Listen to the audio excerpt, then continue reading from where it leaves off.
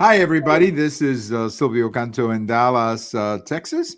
And Wednesday, March the 4th, the day after the Texas primary. We've been talking about this day for quite some time. Well, it's finally here, and we can actually talk about results. And to do that, we have with us today our good friend George Rodriguez from South Texas. George, how you doing? Very good. Thank you very much. How is the weather up there? We're about to get this tremendous rain coming our way here in the next couple of hours. Yeah, we are supposed to get some of that rain as well. Very welcome because we need it. But we're supposed to have some severe weather probably tomorrow evening and into Saturday. Yeah, that's the same up here. That's pretty much the weather report up here. So we don't often have the same weather forecast, but it looks like this time we do. Well, we've been speculating a lot about this Wednesday, March the 4th, and what we were going to be talking about. Well, we have some ideas today what we're going to talk about. So let me just ask you general impressions. There was, people were, there were some lines, but not lines like you do in a presidential race. But I think there was some excitement on the Republican side on Paxton versus Cornyn, and there was definitely off the charts excitement on the Democrat side for the Tallarico Crockett. So that's kind of like general impression what I saw up here, George. Well, I think you're right, and it drove many more Democrat voters to the polls, which further excited the news media, the liberal news media. I think that the news media is pretty much convinced that come November, there is going to be a blue wave in Texas because there were so many, particularly in South Texas, there were so many more Democrats that voted. Here in our county, of course, our county is very dominant, Bexar County in San Antonio is very Democrat dominant. And this situation that with so many Democrats showing up at the polls, it's gotten them pretty excited. I think I think they really do believe that they can take back Texas. Well, we lost our signal there, not a lot, but just a little bit. So people were listening. All of a sudden, we blanked out. I think it must be the weather, maybe some of the wind or something, the storm coming to the area. So I apologize to the listeners. I think right before you said that about the media and the turnout, what was it that you said? Because that's the part that I missed.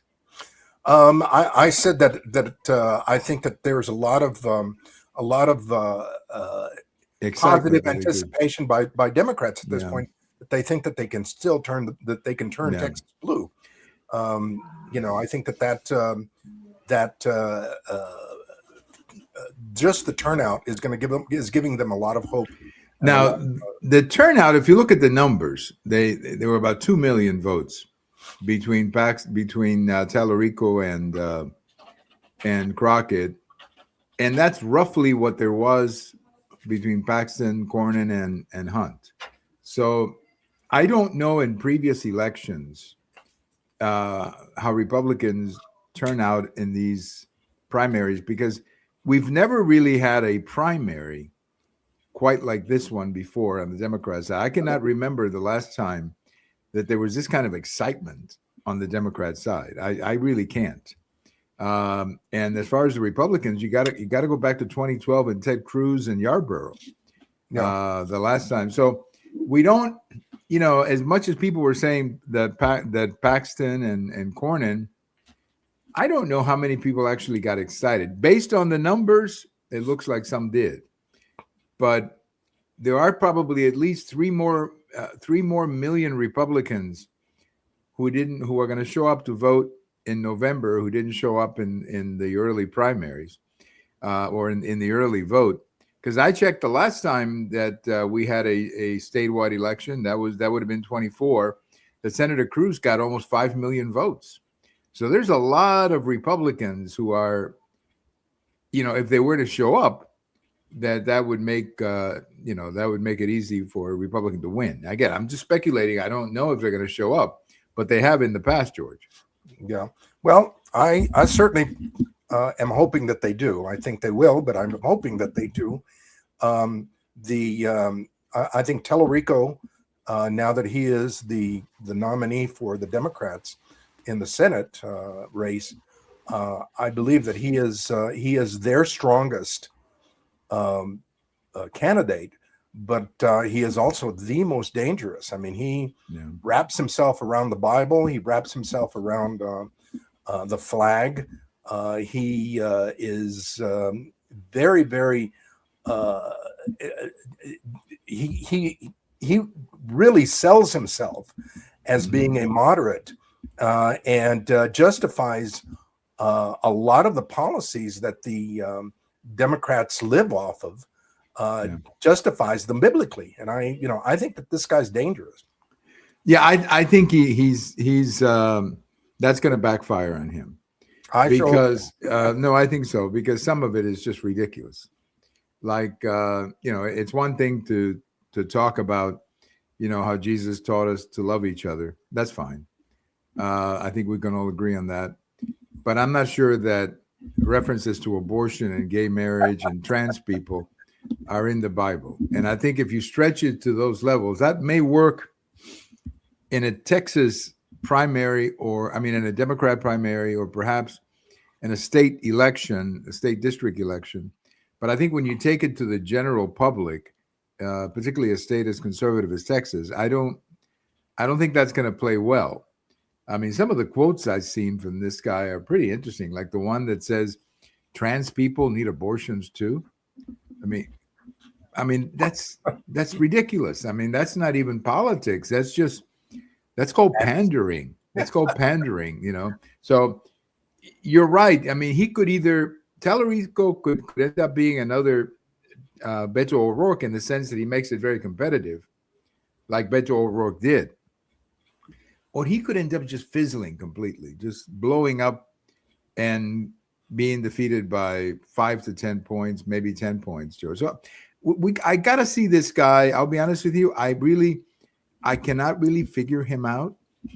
Every time I see him speak, he speaks in these almost like holier than thou terms. He speaks in platitudes. He never gives you, any solid facts or anything that you can say, look, that is an eternal truth. He doesn't deal in. I mean, as religious as he is, he doesn't seem to speak with a spirit. Well, I know what you mean, because I'm happy that he wants us all to love each other. It's a wonderful thing. And Jesus did say, take care of the weak among us, all that stuff that we grew up listening to at church. I'm all for that. But I don't think that Christ was a Marxist. No, nor do I think he believed in open borders, nor do I think that he believed that. And I'll be honest with you, to me, the most comical thing that and I say comical because, well, it's not really comical. It's pretty weird, actually, what he said, was the story of how the angel came to the young Mary to tell her about the fact that she was going to have the baby, the famous baby, as they say. And if you listen to Tallarico tell the story, he says that basically that the angel went down to Mary and said, I'm paraphrasing what he said, but he said something along the lines of, Mary, I'm gonna. Would you be interested in having this baby?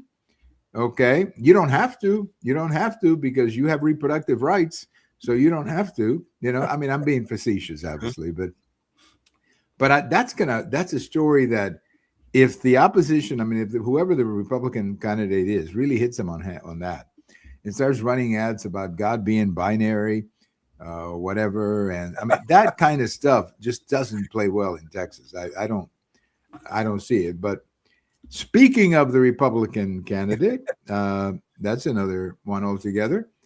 I was surprised. I thought Paxton was not win it and not get 50%. But I thought Paxton would come ahead, would come out, 3 or 4 points ahead, honestly. I thought it was going to be like 47, 43 or something like that. That's what I thought it was going to be.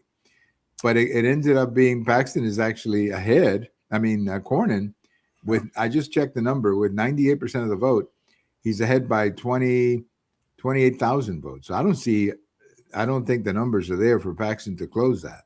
Yeah, no, So, I don't think so. So Cornyn is going to be, which I don't know anybody who predicted that, George. I mean, I really thought that Paxton would end up with a higher total. I really did.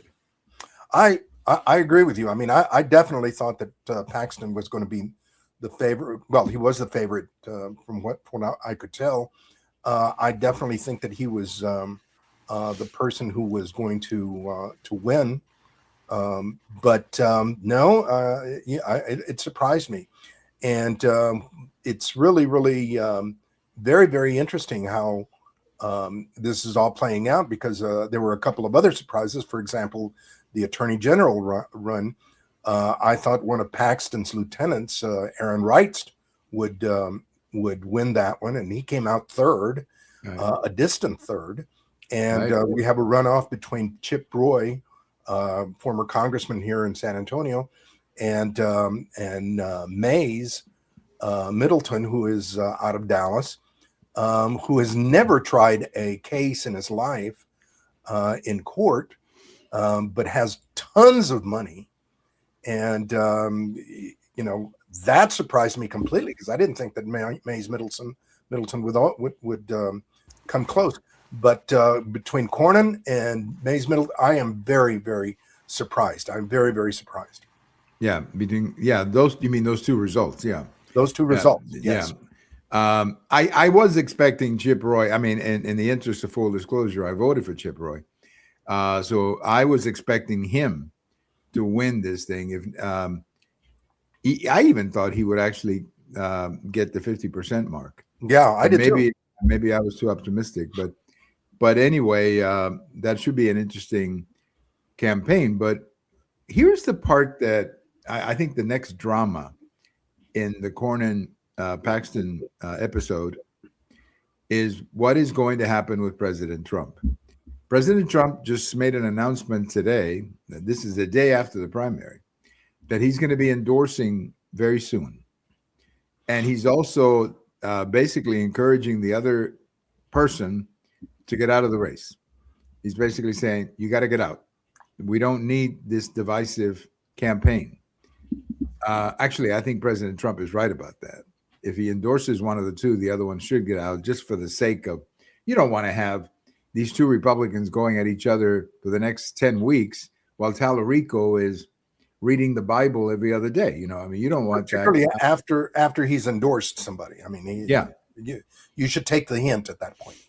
Now, again, this is all rumors that I saw on the internet, actually on X. What everybody's saying is that President Trump is going to endorse Senator Cornyn. Wow. And the argument is that he's more electable.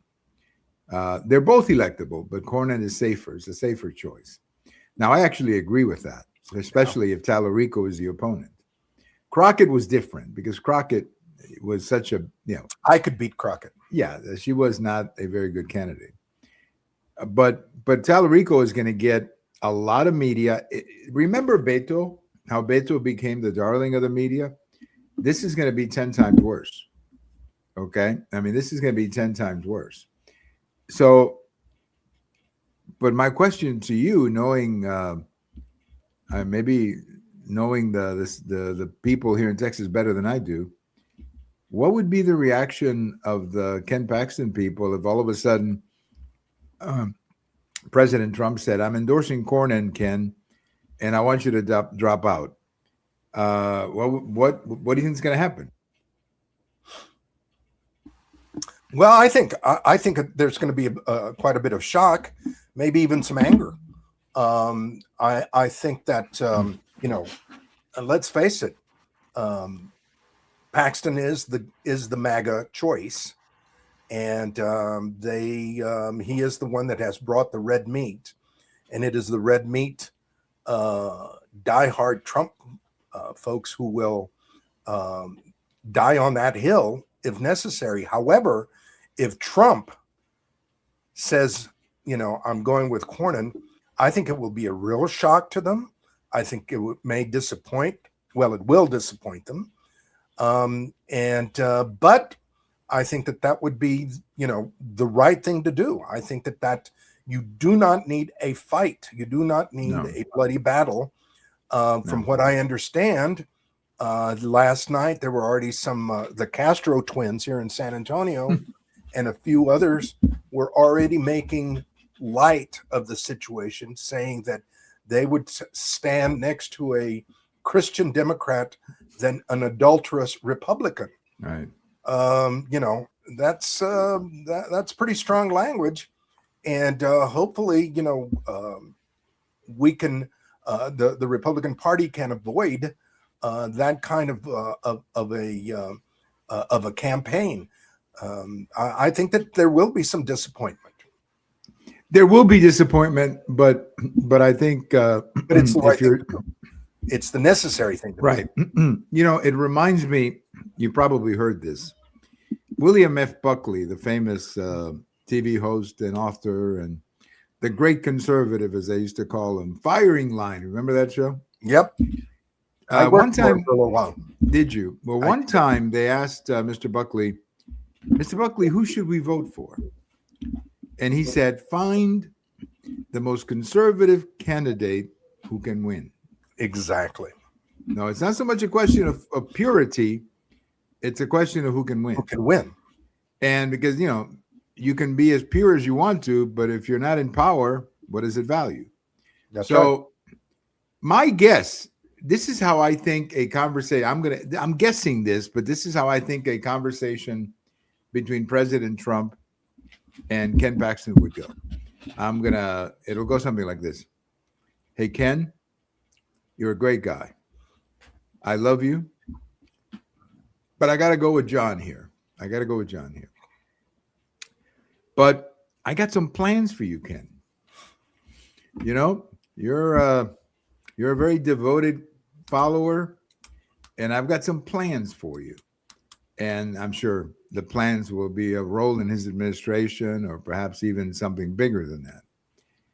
And I really don't want you to blow up the party with a big fight, especially if I may say something else. This is something, when you were talking about the big fight, Cornyn has like $100 million ready to drop with ads against Paxton. So this is I would rather have those ads dropped or that $100 million spent against Salarico than against Paxton. So I don't know. I'm making up my little conversation here, but I can see that happening where he makes him a deal he can't refuse. And in the name of party unity, he supports Cornyn. And then Cornyn wins. And Paxton ends up working for Trump in another capacity. Can you see that in any way, George? I can. I definitely can see that Trump being a wheeler dealer, being very much the executive of the Republican Party, could possibly do that, and I think that would be a very, very good thing. My only concern is, will it play to the ego of Ken Paxton at this point? Well, but Paxton, I'm sure, will be encouraged a great deal to take one for the party right now, or if not one for the party, take one for Trump right now. Exactly, because bigger things are coming. Well, I can see that. I mean, I'm just speculating, but that, the biggest thing that I feared all along here was the next 2 months, this campaign turning into millions and millions of dollars of trying to destroy each other, calling the other guy a jerk, unethical and whatever you want to call him. And then, in the other direction, calling Cornyn a rhino. I mean, I don't think we need that, because all of that would work on behalf of Salarico. And I'd rather have all that money and all that energy spent from day one against Salarico. Yeah, that's my practical practical point of view here. Again, we're being very, very practical. We're being very, very objective in our discussion right now. Politics is going to be very, very different. I mean, we know that because of the emotional, the emotion part. The other thing is that Paxton is going to say, or could say, that the difference between him and Cornyn is not that big of a difference. He could get the anti-Cornyn vote that went to Hunt.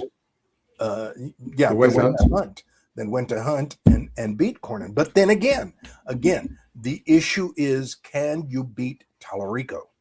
And that's the point at this point. That is the goal. And I have a feeling, even though nobody has said this publicly, I have a feeling that President Trump, if he is going to endorse Cornyn, will also call Wesley Hunt and say, Wes, I need you to support Cornyn. I think Trump may end up uniting the party. And look, I understand Paxton I'm sure has a lot invested in this emotionally, but Paxton is a practical, smart man, and also, does Paxton want to lose? That's the other part. I mean, the idea that he's a guaranteed winner in the next round, I don't know that he is. Some of the betting services are now saying that Cornyn is going to win because they feel he's got the momentum after this. And remember, when they get into the general election, there's a lot of independents who are going to vote. And in the past, they have voted for Cornyn. So again, we don't know. We don't know, and I'm just guessing. But I think that's the next big drama in that. Oh, it's going to be a very big drama. I think it's going to be a very big drama. And I think that a lot of the people who were disappointed, I will say this, that there are a lot of the people that were disappointed that Trump did not endorse to begin with. Their candidate will be very influential in telling Paxton to hang in there, to dig in the heels. So that's going to be, I'm hoping for the best.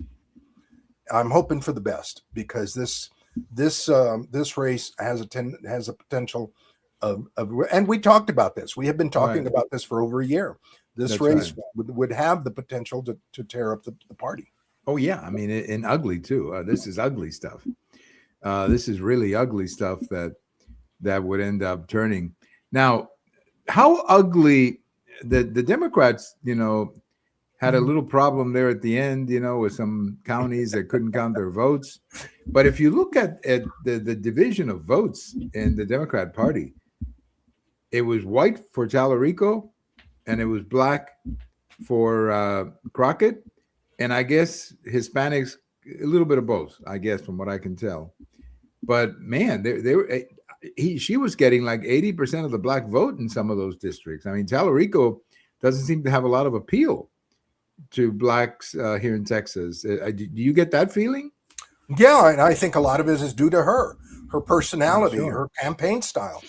She, from the very, very beginning, hinted at blacks being supportive of her, and she needing black support. She was very, very, very, very open about that. She didn't hide the race card at all, she made, in my opinion, very small steps to work with the Hispanic community, and like here in San Antonio, that's what did her in. She did not win because of the Hispanic vote went with Tallarico. Right. I think that that's going to cause an internal rift, a greater internal rift between the blacks and Hispanics in the Democratic Party. But I think that at this point it's going to be very difficult. Tallarico is going to have to reach over to the to the black community. He's going to have to bend over backwards to get them. Yeah. I think that's going to be a challenge for him. That's going to be a challenge for him. And they kept saying that he won the rural areas. I don't think that's going to happen in the general election. Yeah, and I'm not sure which rural areas. Well, yeah, that's it. Yeah, that's the other point. He said, he did real well in rural areas. Well, he doesn't sound like the kind of guy that would play well in in rural areas. I mean, Yeah. I don't know, it doesn't strike me as the kind of guy. Okay, well, let's look at South Texas. There were some interesting races down there. Gonzalez, I guess, is in a runoff. He's in a runoff, and he lost. He's down by 1 point, 1 percentage point. He's down, and okay, but they're both in the runoff, right? They're both in the runoff. Him and Brandon Herrera. Now that's going to be a very interesting one there because Trump endorsed Gonzalez, right? And he wrote a letter, or should I say, there was an attorney that wrote a letter to a White House attorney wrote a letter to Herrera and told him that he needed to stop claiming that he was endorsed by Trump. So that'll be an interesting one. There's a lot of Trump diehards in that district who were shocked and dismayed that that letter came from Trump. So if Trump turns around and goes ahead and endorses Herrera or Gonzalez, I think that's going to. But if he stays with Gonzalez, I'm not sure what they're going to say. So that's that situation. The other situation that you've got is you've got Monica de la Cruz, who is now, she's going to be running against Pulido, who is a Tejano rock star. Right, yeah. And that'll be very, very interesting because she has been getting a lot of backing from local growers and local manufacturers in the Rio Grande Valley who are very, very adamant that they've got to stop ICE from raiding their from coming into their business establishments. And she has gone as far as to talk about amnesty. That's made her very, very unpopular with a lot of Republicans. How she does do with that remains to be seen. Well, that could be an issue in the border, no question about that. Yeah. Henry Cuellar had a primary, but he came through, right? He won pretty handedly. I mean, he still won with 58%.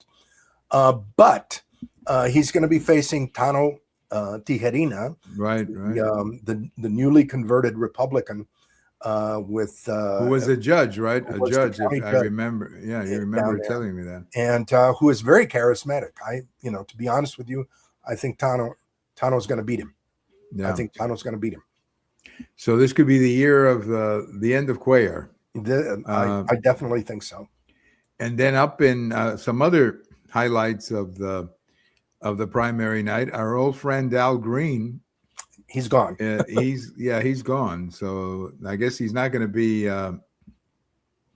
He's not going to doing. He won't be doing any dramatics. Oh my God! Well, he might on the way out. I mean, who knows? On the way out, he may do one yet, or he may just show up in the gallery. He may show up in a gallery as a guest and say, "I'm still here." I mean, he is really, truly an embarrassment to the Democrats. I mean, I don't know, just to his district.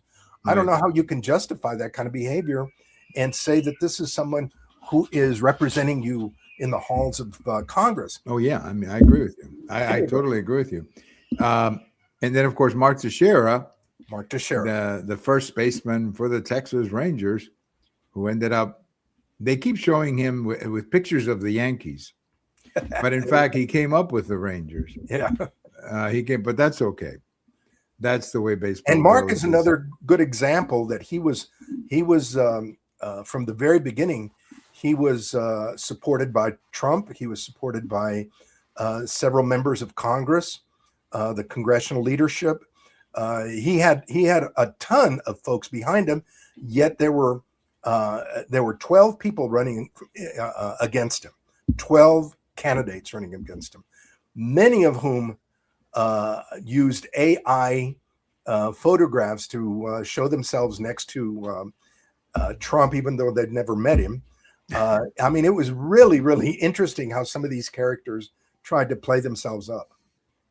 Well, I think Mark Teixeira, when he's standing next to President Trump, he's wearing the Yankee shirt. Yeah. And then when he's campaigning in the district, he's wearing the Texas Rangers shirt.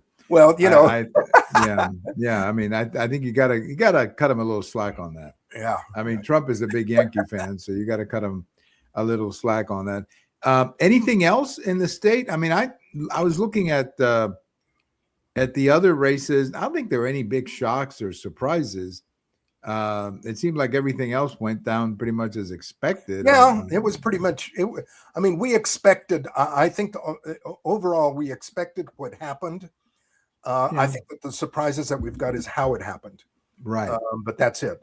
Let me get back to the Jasmine Crockett situation there, because I think that even though Jasmine claims that she is going to accept and graciously, has already said that she has, that she is going to endorse Tellerico. Some of her people are not. Some of her people are making comments that they're going to challenge it. They're going to challenge, and that could turn into a real nasty situation for the right, because Tellerico would have to defend the decision of the Supreme Court, the Texas Supreme Court, right, to shut down, or he would have to say, "Oh, no, I agree with the court," or "I disagree with the court. I agree with Jasmine."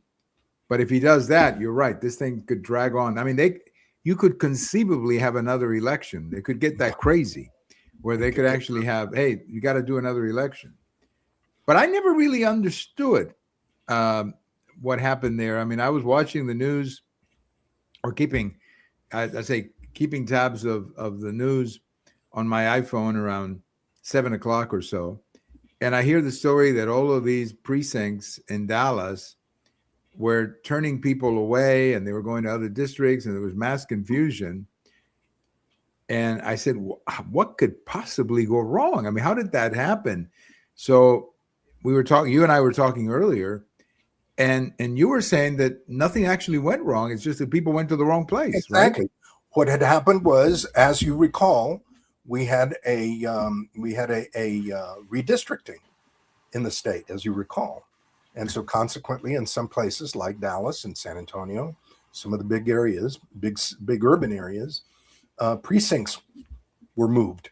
Precinct lines were moved. And, people tend to be melodramatic when they want to be, when they're, in these types of situations. They were just being directed to another place to vote. And it wasn't very far. I mean, these lines are maybe 3, 4, 5 blocks away from each other. Right. Yeah. Go to another library usually. Yeah.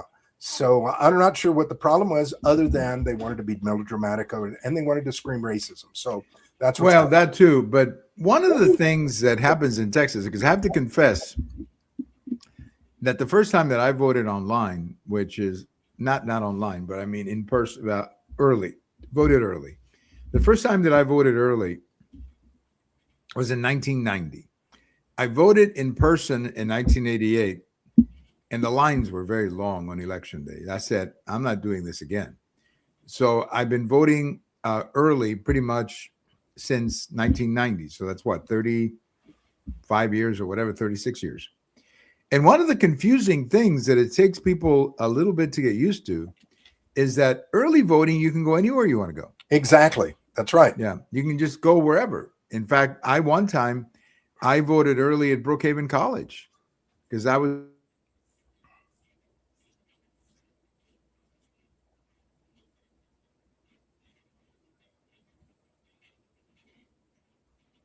You froze.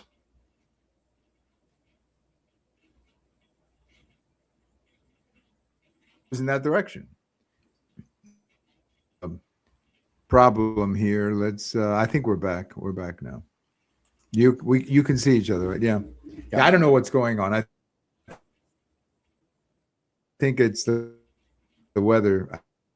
I have a feeling that's what it is. But anyway, as I was saying, different places. And one time I didn't realize that I was supposed to go to the specific place when I was voting on election day, that I was supposed to go to the specific place on my voter's card. And I mean, I know where that is. It's been the same place. It's just a local library here. But I can see the confusion for people who maybe had voted early before. But now that you've explained the district lines being the district lines were changed, as well as the precincts within those districts. And, Jasmine's district was redistricted. That was one of the main ones. You had the same situation in Houston. You had a slighter situation. Getting confused about that. Yeah. Yeah, I think we're back. Sorry about that. We seem to have had some problems. But you also have a responsibility to know where you're supposed to go vote. Well, yeah, that's the bottom line. That's the bottom line. I mean, you can't run to a judge and say, I've been discriminated against because I went to the wrong place when my voter's card said that I was supposed to go to this place. Right. I mean, so maybe that's where the Supreme Court was coming from. But at the end of the day, though, as they like to say, does it make any difference? I mean, is Jocelyn Crockett going to find those votes that she's behind in Dallas? I doubt it. I doubt it that she's going to get that the votes missing there are going to make any difference one way or the other. That's my feeling. Yeah. It may get a little closer, but it won't bring him down to less than 50%. I think their main concern within the Democratic Party at this point should be who's going to scream and yell and carry on, right? And keep that. Can they keep that? Can they keep that up? But we are going to have a very interesting campaign, to say the least, with Mr. Tallarico. I cannot wait. The prophet Tallarico. Yeah, the prophet, and I'm dying to know. I mean, if I had the opportunity to ask him, I would say, okay, James, tell me that one about Virgin Mary and the angel again, please. Tell me that one about the angel that came down to Mary, and what exactly did he say, and what did he have in mind? Because that's the one that, for me personally, is the most confusing of everything that he said. But we'll see how it plays out. But I'm going to make a prediction. I know we probably won't chat for a few days, but I'm going to make a prediction that President Trump endorses Cornyn. Yeah. Okay. I hope so. Yeah. All right. All right, George. Thank you so much for your time. Thank you. Have a good night. Thank you very much for your time. Thanks for all your input. And go Mark Teixeira. That's the guy I like. I like him. Yeah. Mark Teixeira. Go Mark Teixeira. I mean, I saw that guy hit a few home runs. So I saw him hit a few home runs at the stadium and on TV. So I'm kind of looking forward to see him in politics. I think he's going to be really good. I think he's going to be great. I'm looking forward to it. Thanks, George. Have a great week, George. You too. Bye-bye. Bye-bye. Our good friend George Rodriguez doing a little talk there about Texas and the primary. We had a couple of problems there, so I apologize for any blackouts or whatever they call it when you lose the signal. But yeah, we're having some bad weather moving into the area, and maybe that's what did it. I don't know. But it unfortunately, I don't think that it cut out anything that significant, but or that long. I mean, I don't think it cut out anything that long, but we always apologize when we have problems like that. Thank you for listening. This is Silvio Canto in Dallas, and we'll talk to you later.